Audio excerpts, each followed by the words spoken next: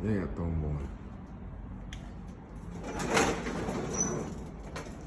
右手邊有廚房嚟嘅，呢個價格就係460蚊錢嘅吊頂，第一次自己裝修，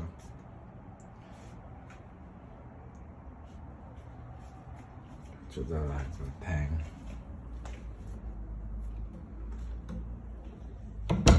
呢個一個大廳，大廳冇咩啦，好簡單嘅，就一個電視櫃啦，一個鞋櫃啦，冷氣啦，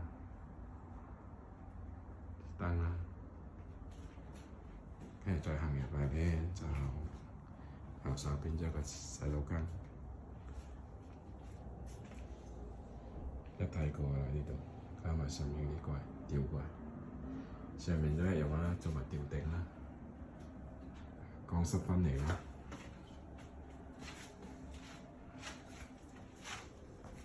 呢個一個 PD 門，PD 門，我哋廚房都有個 PD 門咧。跟住行入嚟就係右手間呢個細房嚟嘅，呢個就係冷氣機啦，窗簾嗰啲啦，燈。就上下格床啦，下面4尺，上面3尺。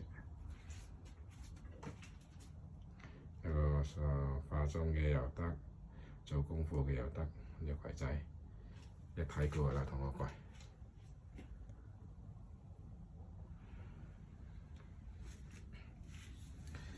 跟住就去到右手邊就另一間房，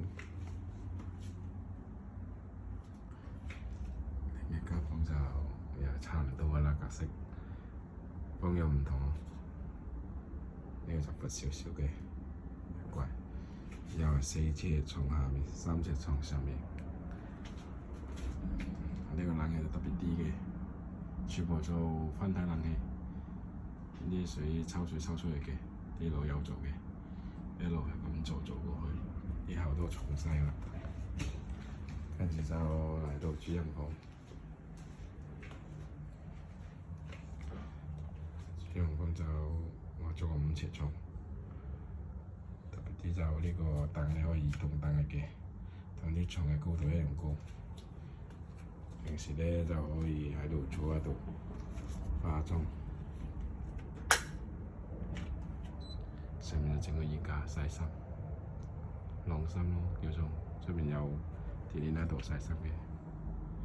呢個就長形嘅學習台又得，書台又得。呢個就一整片櫃，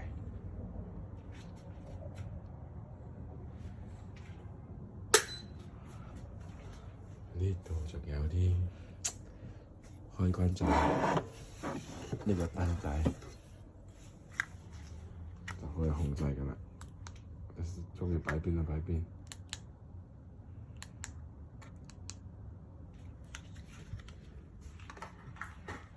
啲特別啲咧，就呢度就做咗一條嗰啲插蘇帶喺度，都做咗幾條 OK 啊！呢個插蘇帶，